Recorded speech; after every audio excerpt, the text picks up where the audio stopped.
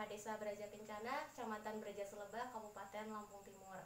Pada kesempatan kali ini saya akan menyampaikan materi yang ada di modul 1 Pendidikan dan Pengasuhan Anak. Sesi yang keempat, membantu anak sukses di sekolah. Langkah yang keempat, yaitu mengidentifikasi lembaga pendidikan anak usia dini yang ada di lingkungan sekitar. Selamat menyaksikan. Nah, bapak-bapak, ibu-ibu, masih semangat ya? Biar tambah semangat, kita tepuk P2K2 dulu ya. Masih ingat nggak tepuk P2K2?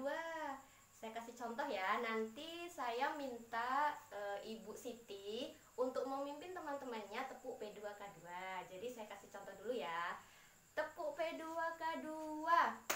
Pertemuan, peningkatan, kemampuan, keluarga. Sudah bisa ya bapak-bapak, ibu-ibu. Sekarang saya minta Ibu Siti untuk memimpin teman-teman yang lainnya ya. Monggo Ibu Siti. Kita bareng-bareng ya ibu-ibu. Nah, Ibu Siti silakan dipimpin yang lainnya untuk tepuk P2K2. Yuk, kita ikuti semua ya bapak-bapak, ibu-ibu. Tepuk P2K2. Ayo Bu Siti. Pertemuan, peningkatan, kemampuan, keluarga. Oke, tepuk tangan untuk kita semua. Nah, pada materi kali ini, jadi saya akan menyampaikan lanjutan ya Bu ya yang kemarin.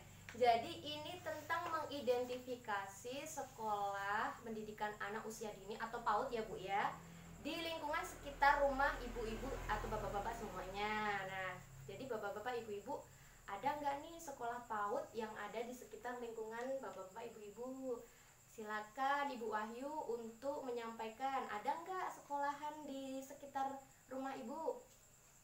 Oh ada. Nah, menurut Ibu Wahyu ada di sebelah rumahnya Ibu Wahyu. Itu jarak sekitar 5 rumah.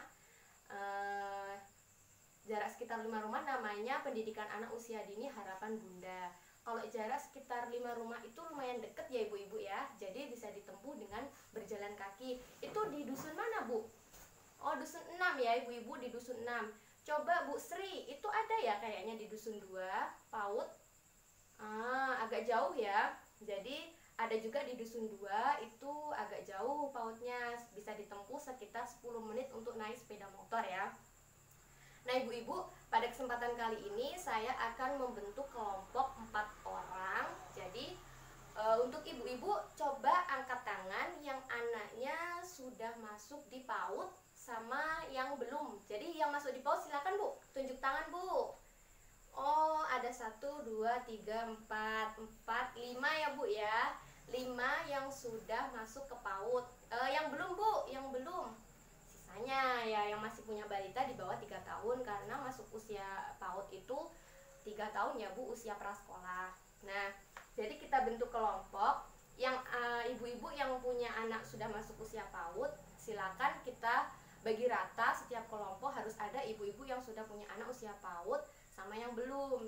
Nah, dan jadi bapak-bapak, ibu-ibu silakan diskusikan mengenai jarak tempuh, biaya transportasi, dan biaya mengikuti kegiatan, serta kendala yang bapak-bapak, ibu-ibu hadapi selama mempunyai anak yang masih sekolah PAUD ya Bu ya.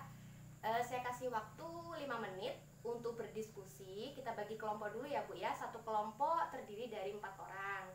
Jadi kelompok pertama silakan Ibu Siti, Ibu Sri, Bu Wahyu, sama Bu Lili ya. Itu kelompok pertama. Nah, kelompok kedua itu ada Bu Endang, Bu Tri, Bu Sri, sama Bu Yaya. Nah, jadi Bu silahkan untuk berdiskusi. Saya kasih waktu 5 menit. Sudah ya ibu-ibu ya.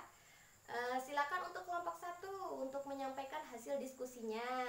Monggo Ibu perwakilan salah satu. Nah, jadi untuk kelompok 1 itu tadi menyampaikan bahwa jarak tempuh yang dihadapi ibu-ibu ini tadi ya, yang sudah punya anak sekolah PAUD, itu lumayan jauh. Jadi sekitar 5-10 menit dengan naik sepeda motor. Tadi katanya malah satu hari itu bisa habis 15.000 sampai 30.000. 10.000 untuk bensin, 5.000 untuk biaya jajan, 15.000 menabung. Nah, Ada juga yang tadi kelompok 2 menyampaikan bahwa deket Bu, bisa jalan kaki ya Bu ya. Jadi cuman pakai uang saku 5.000 buat jajan.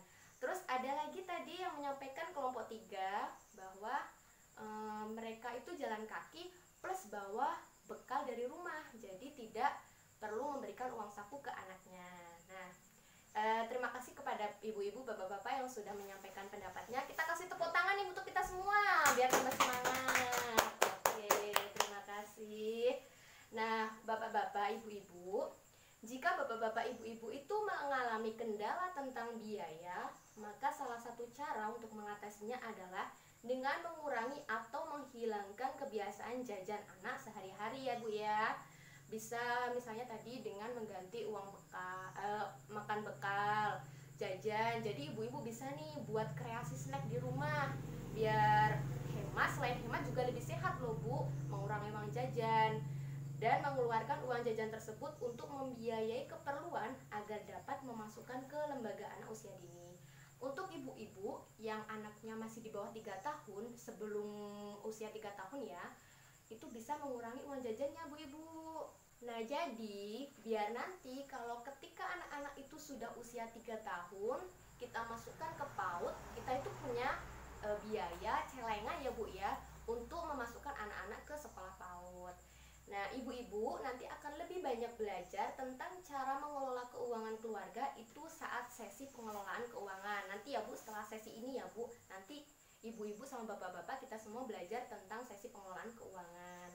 Nah, jadi ibu-ibu ya, yang punya tetangga, punya anak nanti ya kalau usianya sudah 3 tahun, terus punya saudara yang masih keluarga besar ya Bu ya, atau misalnya tetangganya dia nggak dapet PKH nih, bukan kelompok PKH, cuman udah usia 3 tahun tapi nggak masuk PAUD, kita kasih motivasi ya Bu ya, ayo sama-sama kita masukkan anak kita ke sekolah PAUD. Banyak sekali manfaatnya Bu, seperti yang sudah kita pelajari di materi sebelumnya. Manfaatnya yang pertama, anak lebih banyak belajar, yang kedua banyak teman bermain, terus yang ketiga lebih percaya diri, dan yang paling penting ya Bu ya, apa Bu yang paling penting? Iya, yang paling penting adalah nanti anak lebih siap ketika mereka masuk ke jenjang yang lebih tinggi. Jadi habis PAUD TK, nanti ketika mereka masuk SD itu sudah lebih siap ya Bu ya. Jadi nanti kalau sudah punya anak usia 3 tahun, kita masukkan ke PAUD ya Bu ya. Demikian materi yang dapat saya sampaikan pada kesempatan kali ini. Terima kasih telah menyaksikan. Wassalamualaikum warahmatullahi wabarakatuh.